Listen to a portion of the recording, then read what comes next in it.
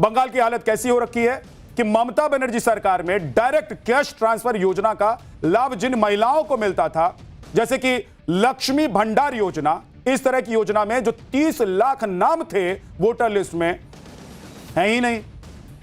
यह दावा बंगाल के मुख्यमंत्री शुभेंदु अधिकारी ने किया है। और सोचिए कि 30 लाख ऐसे लोग जिनका नाम ही वोटर लिस्ट में नहीं है, वो राज्य सरकार की योजना में कैश ट्रांसफर बेनिफिट ले रहे थे, मौज ले रहे थे, सरकार से पैसा आ रहा था।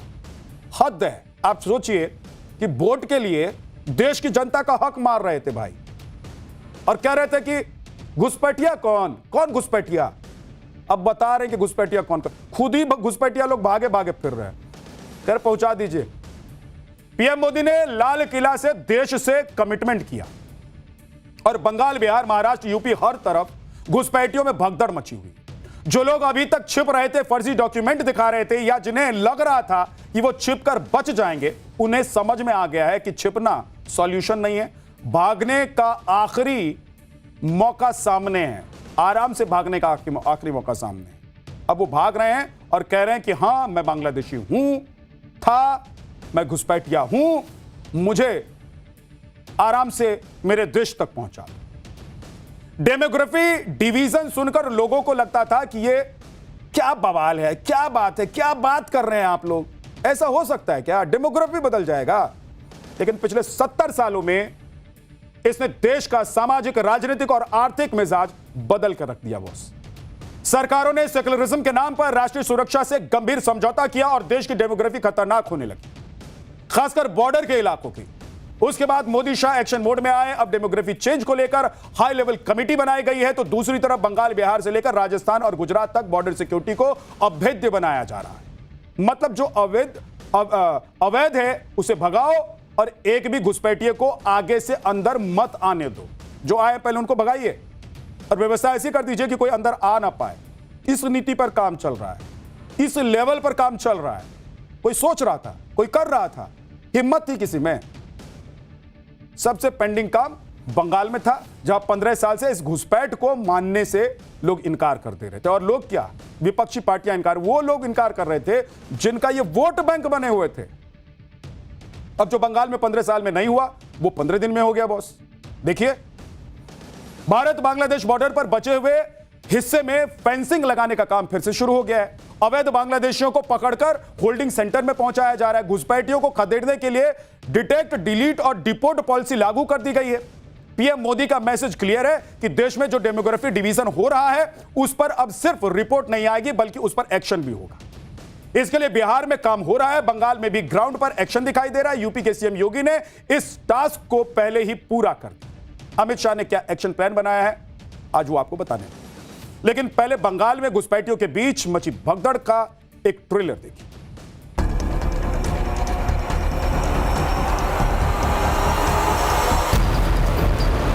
पहले तो वोटर लिस्ट में डिटेक्ट हो गया, उसका बाद वोटर लिस्ट में डिलीट हो गया,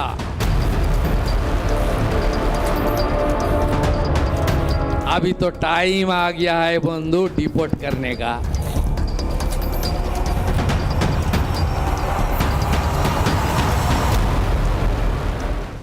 सरकार अगर सख्त हो तो कानून तोड़ने वालों में कितना डर होता है, उसकी तस्वीरें पश्चिम बंगाल के उत्तर 24 परगना से सामने आ रही है। सैकड़ों परिवार अपना सामान लेकर बॉर्डर पर पहुंच रहे हैं। वो लोग हैं जो अवैध रूप से भारत में रह रहे थे। इनमें से ज्यादातर लोगों ने आधार कार्ड और वोटर कार्ड भी बना लिए थे। लेकिन अब ऐसा नहीं चलेगा, क्योंकि घुसपैठ करने वालों को भी समझ में आ गया है कि अब संरक्षण देने वाला कोई नहीं बचा हुआ है।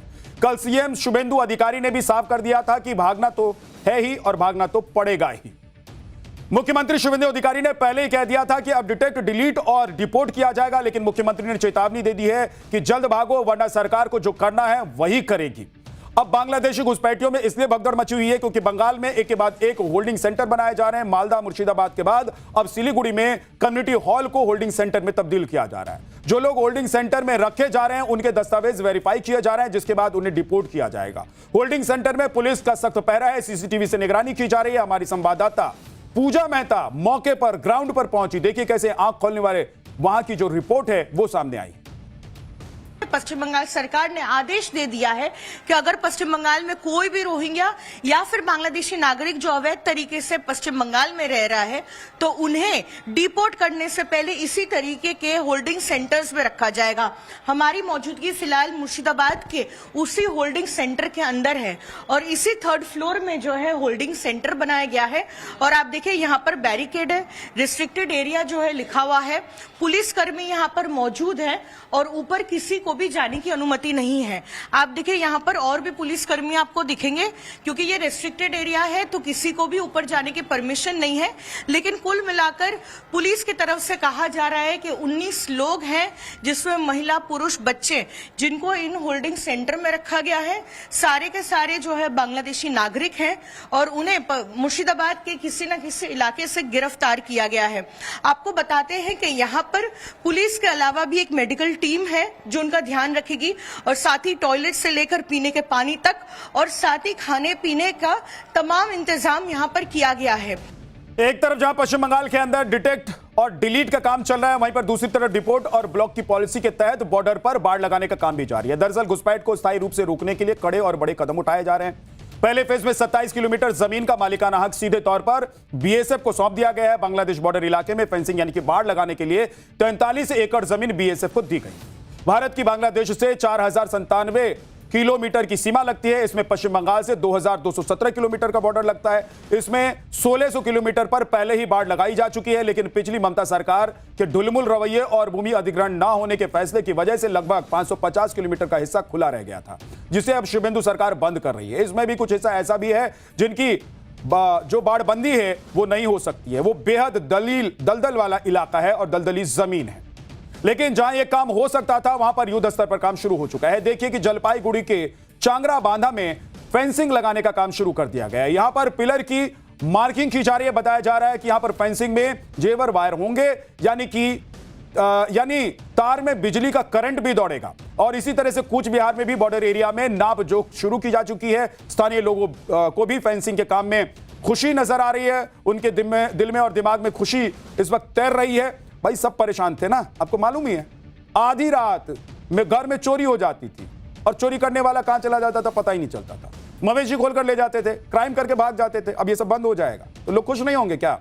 लेकिन जब फेंसिंग हो रही है तो हंगामा भी हो रहा है। करीब 6 दिन पहले कूच बिहार में 3 बीघा कॉरिडोर इलाके में विवाद हो गया था और बांग्लादेश की बीजीबी और स्थानीय बांग्लादेशी नागरिकों ने बीएसएफ के फेंसिंग के काम रोकने की कोशिश की थी। विजुअल ऐसे आए कि लाठी भाला लेकर बांग्लादेशी आ गए थे। लेकिन इन्हें समझना चाहिए कि एक तो कोई इलीगल काम नहीं हो रहा है और दूसरा लाठी भाला से डरने वाला टाइम अब रहा नहीं है। भाई अपनी जान बचाओ, ये बीएसएफ वालों को फ्री हैंड है। देश की सुरक्षा के सामने कोई आएगा उसे ठोक दिया जाएगा और इसीलिए शांति से जो हो रहा है उसे होने दो, ज्यादा बदमाशी मत करो। हालांकि बीएसएफ ने पूरे मामले को संभाल लिया और अब दोबारा इस इलाके में फेंसिंग लगाने का काम शुरू कर दिया गया है। 3 बीघा कॉरिडोर इलाके में हमारे संवाददाता की एक रिपोर्ट आप देखिए। ये जो पूरा हिस्सा आप देख रहे हैं ये पूरा अनफेंस्ड इलाका है। ये पूरा आप देखें, पूरा बॉर्डर जो है ये पूरा एक तरीके से हम कहें तो बीएसएफ यहाँ पर लगातार चौकसी करती है। और जो सामने आप पिलर देख रहे हैं ये दरअसल वो 0 पॉइंट है, उसके बाद से पूरा बांग्लादेश का जो हिस्सा है वो शुरू हो जाता है। आप सोचिए कितनी आसानी होती होगी बांग्लादेश के लोगों को यहाँ पर आने के लिए, इलीगल लोगों को यहाँ पे आने के लिए। आप भी यही रहते हैं? हम तो एक ही घर है, भैया है। भाई है तो ये जमीन पहले क्यों नहीं दिया जा रहा था? आप लोग दे रहे हैं, ये बांग्लादेश का हिस्सा है आगे चल के। नहीं तो इंडिया है जो थोड़ा देर वो बाद में वो बात झड़का उधर वो बांग्लादेश है। तो वहाँ से लोग आते हैं यहाँ पे? इधर तो पहले जाना आना का था, बैरिकेड नहीं था जब। अभी तो जो बैरिकेड बना है वो माने रेडीमेड, हाँ अभी तो थोड़ा बंद हो गया। अभी जाने आने का कोई पहले लोग बहुत संख्या में कोई पहले जाता था, अभी नहीं है। चौकसी बढ़ा दी गई। हाँ अभी जो बैरिकेड होगा अच्छा होगा, हम लोग के लिए बहुत अच्छा होगा। आप चाहते हैं फेंसिंग हो? हाँ फेंसिंग हो, हम लोग चाहता है। तो जमीन आप लोगों ने दिया है? हाँ देता है, तो सारे आदमी दे दिए। कोई दिक्कत परेशानी? नहीं कोई दिक्कत परेशानी नहीं है। तो ये इतने साल बाद आप लोग जमीन दे रहे हैं, पहले क्या जमीन नहीं मांगा जा रहा? तो इधर माने बैरिकेड होने के बाद नहीं था पहले, अभी हुआ, अभी देता है आदमी लोग। बॉस, बांग्लादेश के बॉर्डर से सिर्फ अवैध घुसपैठी नहीं होती थी, बड़े पैमाने पर स्मगलिंग और तस्करी भी हो रहा था। अभी बकरीद पर एक एक जानवर उधर टप जाता तो उसकी कीमत दोगुनी हो जाती, लेकिन अब पिन ड्रॉप साइलेंस है। आप देखिए कि पश्चिम बंगाल में बांग्लादेश से सबसे ज्यादा घुसपैठ मालदा और मुर्शिदाबाद के रास्ते होती है। यहां की नदी घाटियों और खुले इलाकों का इस्तेमाल अवैध रूप से सीमा पार करने के लिए किया जाता रहा है। इसके अलावा उत्तर 24 परगना, नादिया और दक्षिण दिनाजपुर भी संवेदनशील इलाके माने जाते हैं। इन जिलों में अंतर्राष्ट्रीय सीमा घनी आबादी वाले क्षेत्रों और बाजारों से होकर गुजरती है और यही वजह है लगातार हो रही घुसपैठ का असर यह हुआ कि बंगाल सहित कई प्रदेशों में डेमोग्राफी भी बदल गई। आप केंद्र सरकार ने देखिए कि केंद्र सरकार की तरफ से जो बातें कही जा रही थी उसमें लोग कह रहे थे कि झूठे मुट्ठे में सब चल रहा है, झूठे मुट्ठे में चल रहा था। अब केंद्र सरकार ने देश की आबादी में हो रहे इस असामान्य बदलाव की स्टडी के लिए हाई लेवल कमेटी का गठन कर दिया, क्योंकि बहुत जरूरी हो गया था ये। इस हाई लेवल कमेटी की घोषणा पीएम मोदी ने 15 अगस्त 2025 को लाल किले से की थी, आपको याद होगा। यह कमेटी पता लगाएगी कि कहां आबादी अचानक बहुत ज्यादा बढ़ गई है। हर स्तर पर आबादी में बदलावों को रिपोर्ट बनाई जाएगी और आबादी बढ़ने वाले क्षेत्रों में सीमित संसाधनों से अतिरिक्त दबाव कम करने के लिए नीतियां बनेंगी। साथ ही भविष्य में सीमा सुरक्षा मजबूत करने के लिए भी कदम उठाए जाएंगे और नागरिकता नियमों को कड़ा करने के लिए कानून लागू किए जा सकते हैं। अवैध घुसपैठ के बाद कैसे कुछ इलाकों में डेमोग्राफी बदल रही है ये देखेंगे तो आप भी चौंक जाएंगे, आपके होश उड़ जाएंगे। मई 2024 में पीएम की आर्थिक सलाहकार परिषद ने एक रिसर्च पेपर जारी किया था जिसका शीर्षक था share of religious minorities across country analysis 1950 to 2015, यानी कि 1950 से 1915 के बीच। रिपोर्ट के मुताबिक 1950 से 2015 के बीच कुल आबादी में हिंदू आबादी 7.82% कम हो गई और इसी दौरान मुस्लिम आबादी 9.84% से बढ़कर 14.09% हो गई, जबकि ईसाई 0.12% और सिख 0.61% बढ़े।